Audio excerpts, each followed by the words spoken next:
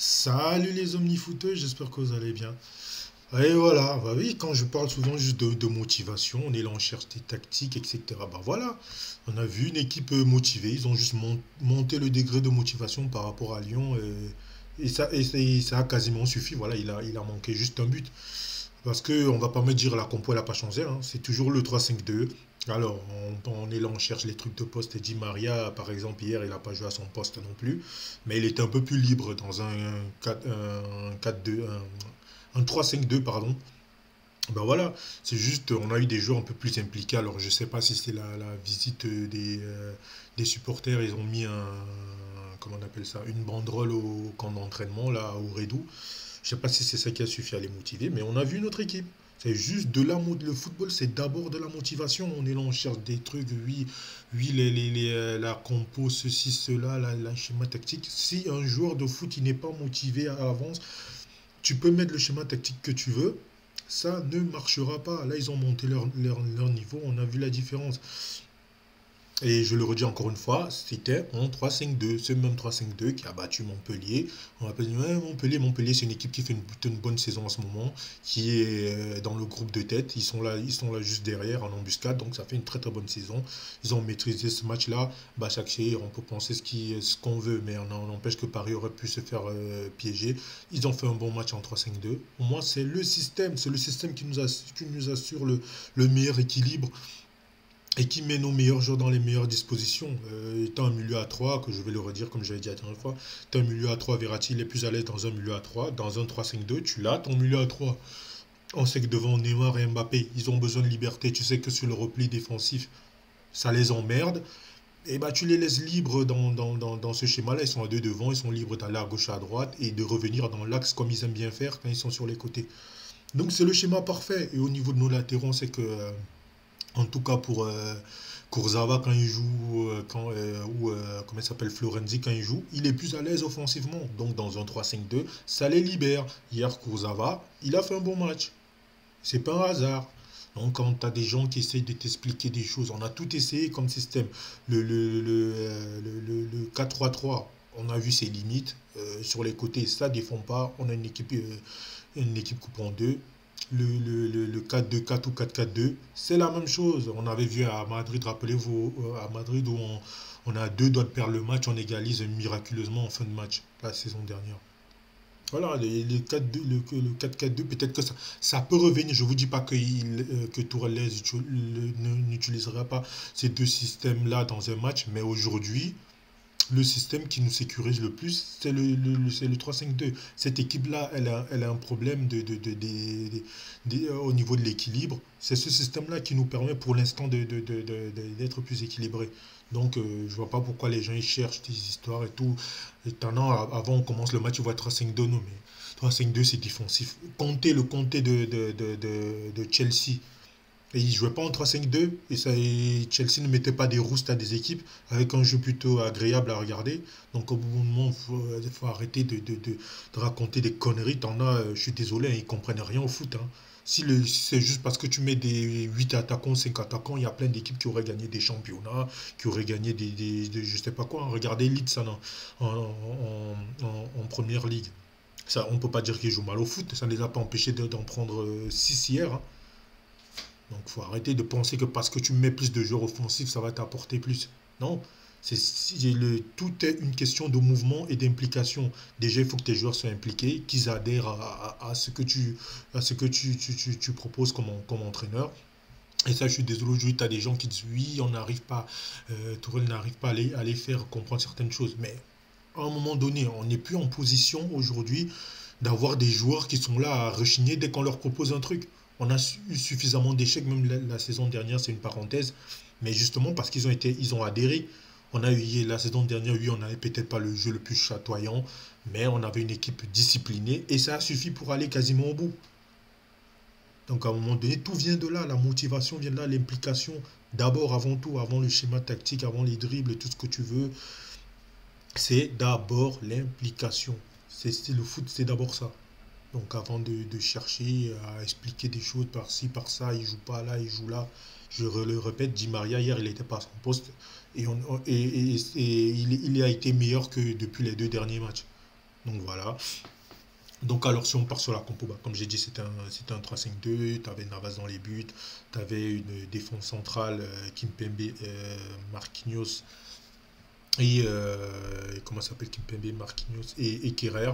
Bah, Kerrer qui a été, voilà, il a été très très moyen hier. Ouais, moi j'essaie d'être juste avec les joueurs. Moi je n'essaye pas de. Voilà, parce qu'il a fait une erreur un jour, il a causé des pénaltys, voilà, on le condamne à vie.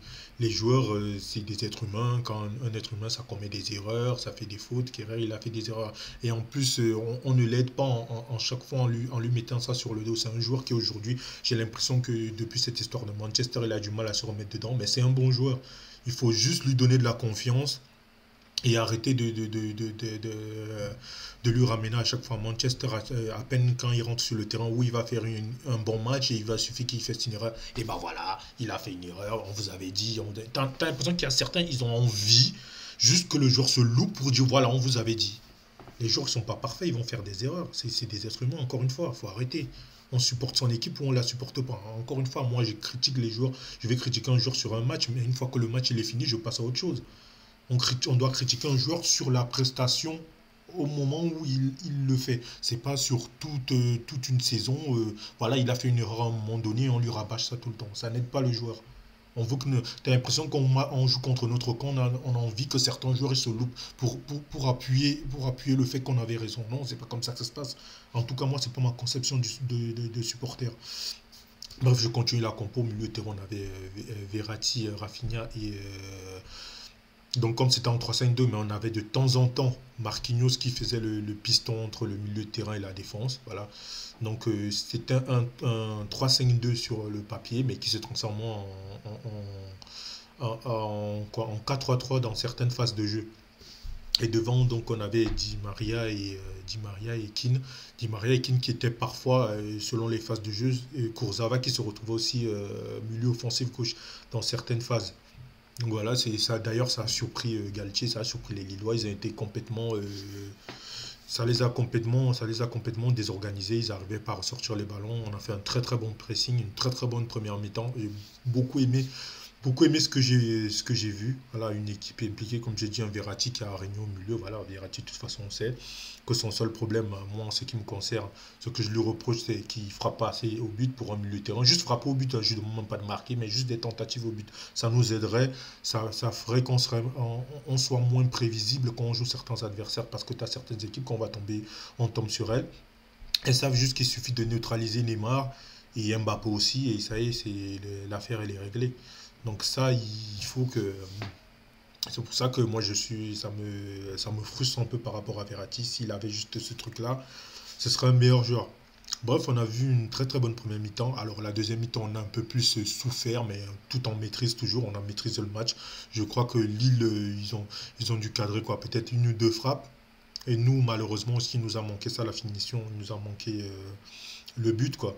On a eu cette occasion juste avant la mi-temps sur le coup franc.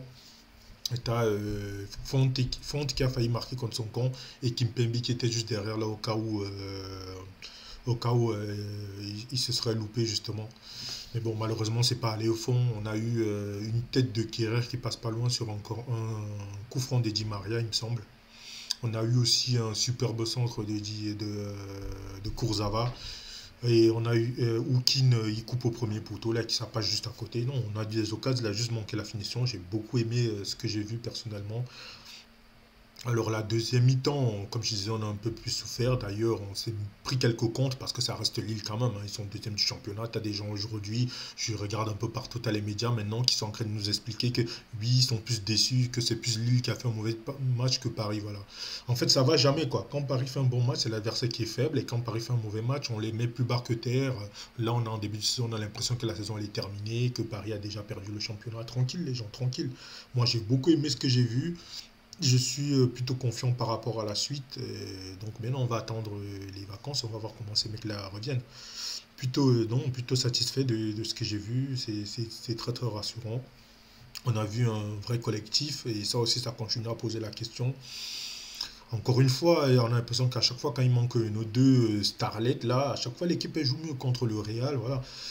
Donc, à un moment donné, il va falloir que ces mecs-là s'impliquent, même si moi je commence à désespérer. Alors, ils sont capables de le faire sur certains matchs. On a vu notamment contre Liverpool, il me semble, et Naples aussi la saison dernière. On a vu quelques fois, on les a vus le faire. Mais voilà, c'est que le problème, c'est que ça dure pas sur la, c'est pas, ça dure pas sur la durée. On voit pas ça, quoi. C'est ça qui est assez frustrant. Donc voilà, bref, c'est tout ce qu'il y avait à dire par rapport à ce match.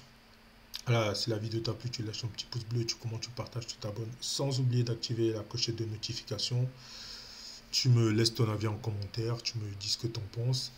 Et puis nous, on se retrouve, mais c'est pas sûr, hein, parce que vous savez, avec les préparations des fêtes, tout ça, peut-être qu'on se retrouvera pour débriefer le match de Strasbourg le lendemain, mais je suis pas sûr. Peut-être que je serai dans les préparatifs par rapport aux fêtes, même si on n'a pas le droit de trop se regrouper en famille. On va essayer en comité restreint, quoi, peut-être 6 personnes, voilà, maximum. Mais peut-être que je serai en plein préparatif, donc c'est pas sûr. Donc si on ne se revoit pas d'ici là, je vous souhaite de bonnes fêtes de fin d'année à tout le monde. Et puis si c'est pas le lendemain du match, ben, on se retrouvera bah, à la rentrée tout simplement. Donc voilà, c'était Franck, passe une bonne journée, passe de bonnes fêtes et puis bah ciao.